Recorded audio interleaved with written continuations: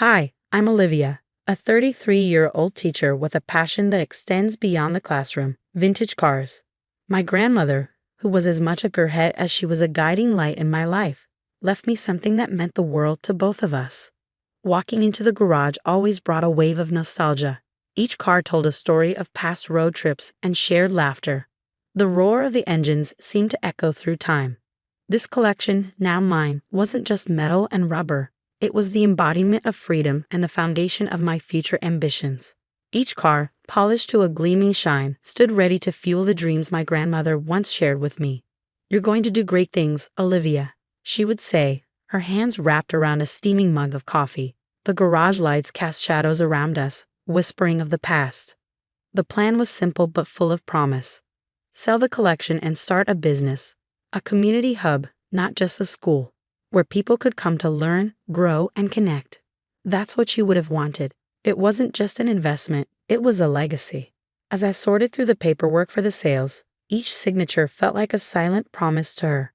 The noise of the city faded, replaced by memories of her lessons about both cars and life. "Just remember, these cars are like people," her voice echoed in my mind. "They each have their quirks and stories. Treat them right, and they'll show you the world." The dream was in motion. At least that's what I thought. But the road ahead was about to take a sharp turn, thanks to Ryan, my husband, who had his own plans that didn't consider the promises I'd made to the woman who gave me so much. "Family comes first, Olivia," he would often remind me, his voice firm but reassuring. But whose family? And at what cost?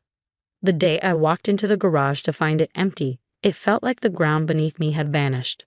The cars, my dreams, my promises, all gone in what seemed like a twisted daylight heist. As I stood there, the reality of the missing cars began to sink in. When Ryan walked through the door that evening, his face didn't carry the guilt you'd expect from someone who had just dismantled a dream. "Why did you do it, Ryan? Where are the cars?" The sharpness in my voice startled even me. "They're gone, Olivia. I sold them," he said, as if declaring something trivial. "We needed the money for Megan's wedding. It's important to her, important to all of us." "That was for our future, Ryan. How could you make such a decision without even talking to me?" My voice cracked as anger and hurt swirled inside me. "Come on, Olivia, don't be like that. Family comes first. You know this. Megan has been dreaming of this day her whole life." "Megan's dreams at the expense of mine?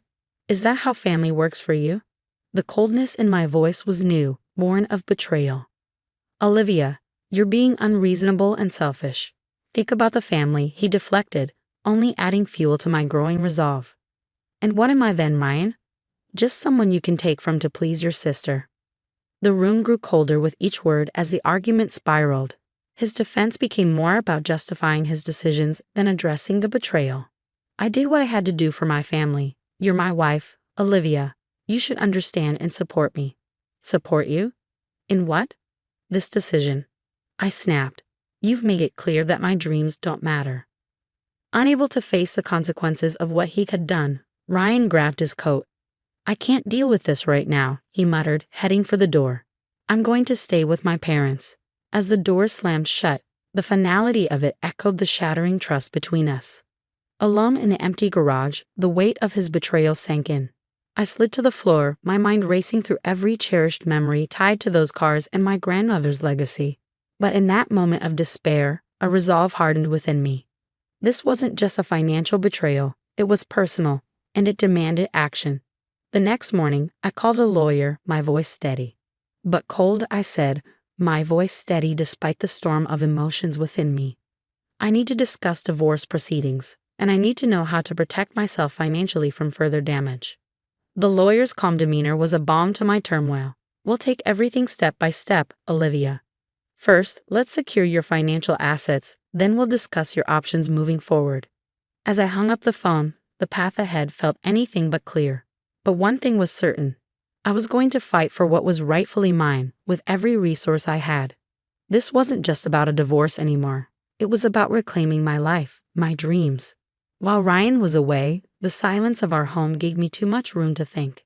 Compelled by a gnawing suspicion, I began sifting through our financial documents, something Ryan had always conveniently handled.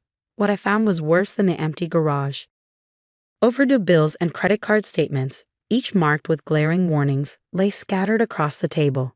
Beneath a stack of junk mail, I uncovered the most damning evidence: a bank statement showing massive transfers to an unfamiliar account. My heart raced. I could hardly breathe.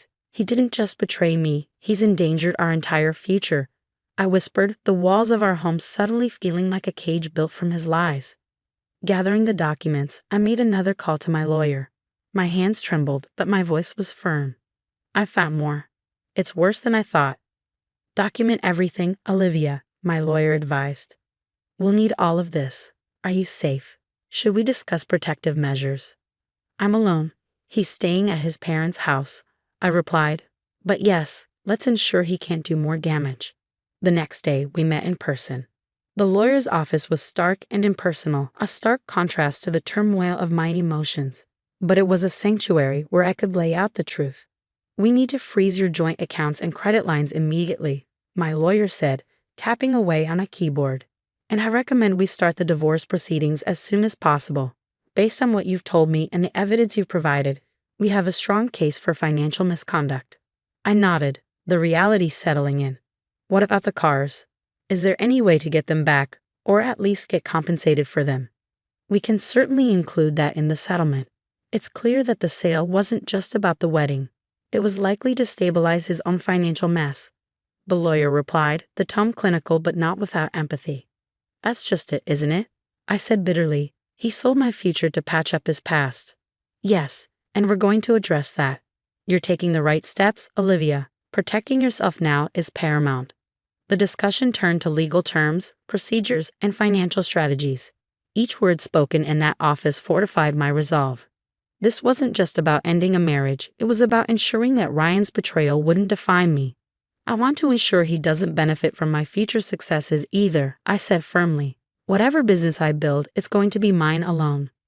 We'll make sure of that, the lawyer reassured me. I'll draft a separation agreement that protects your future earnings.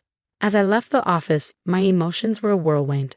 The road ahead was daunting, but for the first time in what felt like forever, I was taking control of my life, no longer dictated by Ryan's deceptions. During the months of separation, my focus shifted entirely to my career and the business I had always dreamed of. Turning pain into motivation wasn't easy, but each step forward brought me closer to the life I deserved. One afternoon, I sat across from my business mentor, Samantha, in a bustling coffee shop. Papers covered in logos, potential locations, and marketing plans were spread out between us. Olivia, the key is to start lean. Focus on what makes your educational program unique, then build from there, Samantha advised, scanning my business proposal. I know it's risky, especially with everything going on. But I feel like it's now or never, I replied, sipping my coffee. I want to build something that's mine, something untouched by chaos. Let's talk funding, Samantha suggested. Have you thought about a small business loan or even crowdfunding? People love to support causes they can connect with, especially in education. I've saved some, and with the divorce settlement, I should be able to get enough to help, I said, feeling a mix of hesitance and hope. The weeks that followed were a whirlwind of activity. Securing a loan, finding the perfect location in the heart of the city, and hiring a team that shared my vision were all challenging, but exhilarating. There were days when the obstacles felt overwhelming. On one particularly rough day, I was on the phone with our supplier, who had delayed our educational materials. We need those materials before the semester starts, or we won't be able to launch, I explained, the frustration evident in my voice. I assure you, Olivia, we're doing everything we can. I'll personally see to it that your shipment is prioritized, the supplier promised. Despite the setbacks, the day we opened our doors to the community was a triumph. Watching students walk in eager to learn felt like the beginning of a new chapter in my life. As the business began to flourish, so did my sense of self-worth. The community embraced the educational center, and word of mouth spread, filling our classes beyond expectations. Then the call came. The final divorce papers were ready to be signed. Sitting in my lawyer's office, the pen felt heavy in my hand. The decision felt light. I signed each page with a sense of finality and freedom. Congratulations, Olivia. You're officially moving on, my lawyer said, handing me the last of the paperwork. Walking out of the office, I felt a surge of relief and excitement. The business was thriving, and for the first time in a long while, so was I. I had turned the end of one chapter of my life into the beginning of another, built not on shared dreams, but on my own, forged through resilience and newfound independence.